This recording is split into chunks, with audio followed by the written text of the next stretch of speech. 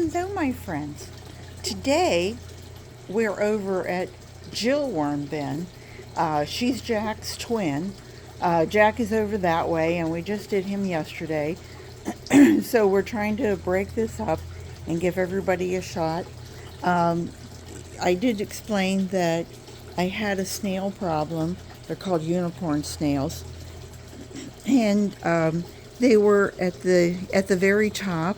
Look at those cocoons all across. They still come up and they're leaving all their cocoons everywhere. But anyway, it's the smoothness of a pool table here. But what I'm trying to do is make this the working end, and then this is going to be the non-food side that we're feeding the one side and not feeding the other side, so that the worms will, migrate down, and then we can harvest the castings from this side. So anyway, there's a hole in this bin right about here. Let me feel right underneath. Yeah, and I have a wine cork in there, kind of jammed in, and I've shaved the ends of it so that it goes in there. But I try to be kind of careful whenever I'm doing this. And excuse me, I'm a little froggy this morning. We're going on vacation, and so we're trying to get everything taken care of. Wow, you were really right at the top there, bud.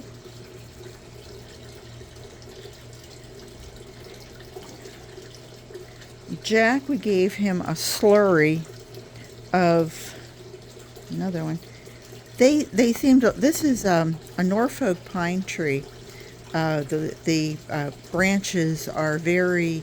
It has a whole bunch of these little, almost looks like a girl's pigtails, something along those lines.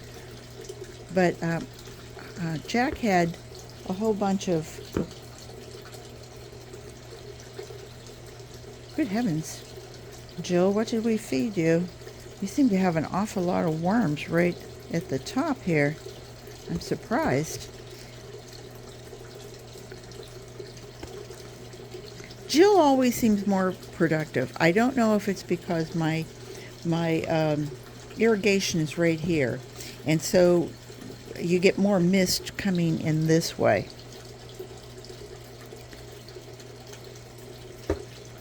She always seems more moist. I mean, these castings look like they could just about be harvested now. But we are going to do one more, because I want to know that they have plenty of food. And I mean, I'm getting a lot of worms just right there. Oh my. Lots and lots and lots of worms. Trying to think, I counted these at one point and I had like, I don't know, 3,000 or 4,000. And I thought, I'm never counting that many again. No. I have to have better time with myself. So, there we go. If I haven't told you guys, I started physical therapy on my Achilles, and I've had 4 sessions, and I think the guy's trying to kill me.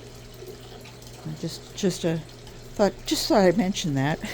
And by the way, my deductible is $35 each time that it's an hour session. But he kind of takes mercy on me, and he's never on time. And then at about 10 till he says, "Okay, I think you can go now." So I'm 45 minutes. If he worked me for an hour, I'd definitely be dead. Anyway, what I wanted to do is every time I use the bathroom, I save my papers.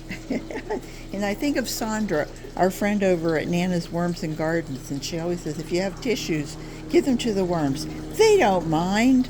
So I thought that was always so cute. So what I'm doing is I took the papers that I washed my hands with and dry my hands, and I bring them out. And so I'm going to lay those down.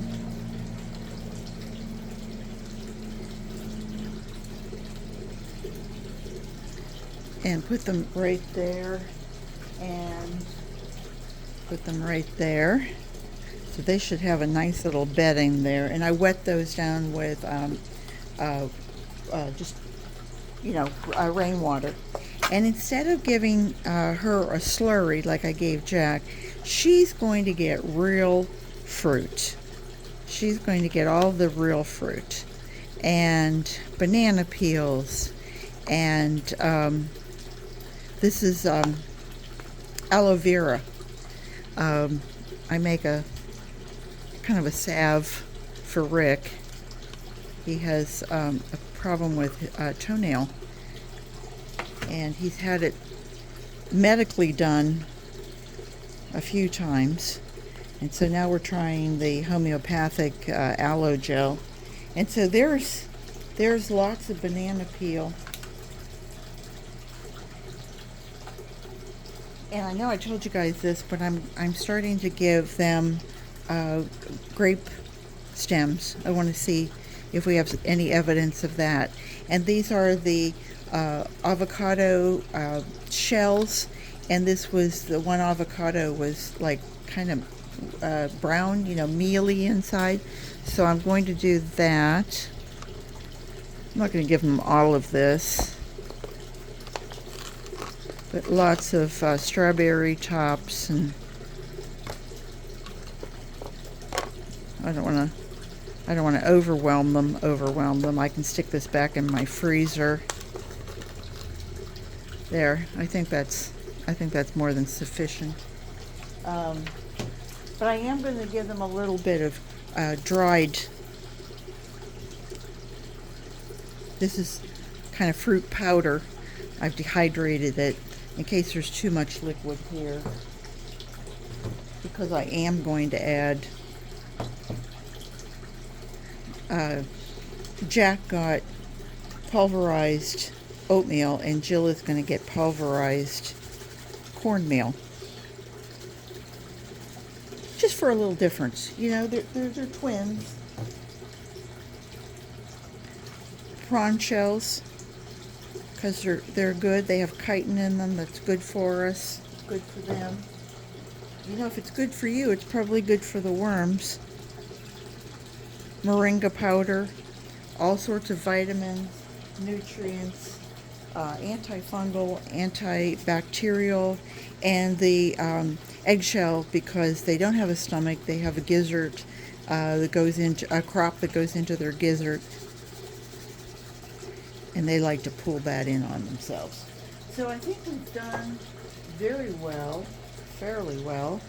And we're going to do a little bit of coffee grounds. Now this is a good pound. Jack got the same. He got a good pound.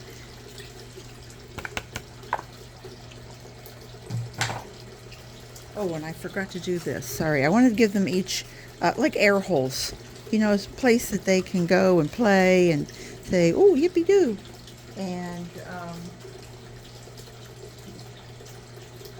I am going to put in a little bit of bedding, some shred for them, and they can play.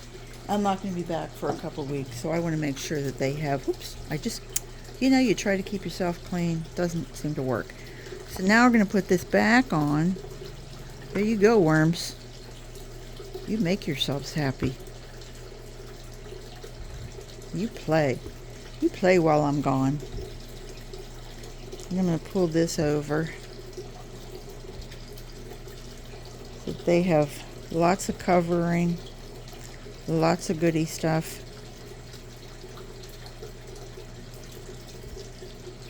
There we are. I'm not gonna fluff that.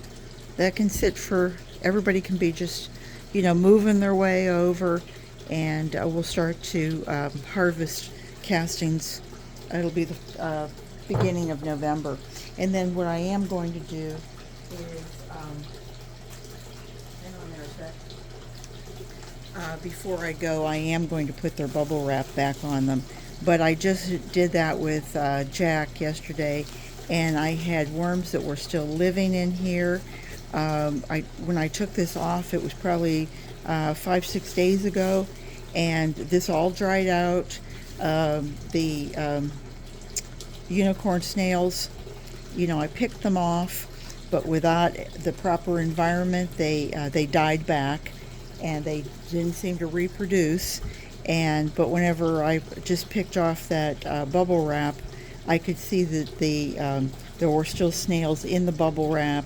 I rescued the worms that were still in there and still alive, and then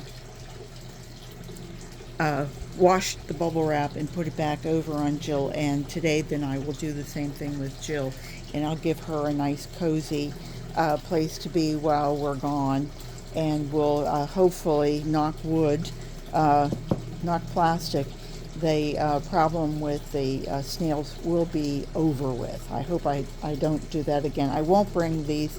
This seemed to be the culprit, was to have these Norfolk pine. They probably were in the leaves that I brought, in those little pine needle things that I brought. So anyway, garden what you've got. I hope you guys enjoyed this. It just proves the point that you can make just about anything into a worm bin, as long as you provide a little bit of depth for them, a nice surface for them, the proper bedding, the proper food, a little bit of covering, the lack of light. If you left it open and just had it out and you didn't have a proper depth, then they probably wouldn't like it. But I have to say, red wigglers, Eisenia Fetida, they're the best. To me, they're just the best worms. So anyway, garden what you've got. Take care. See you back real soon. Ask me anything. I'll be glad to answer. Take care, everybody. Bye-bye.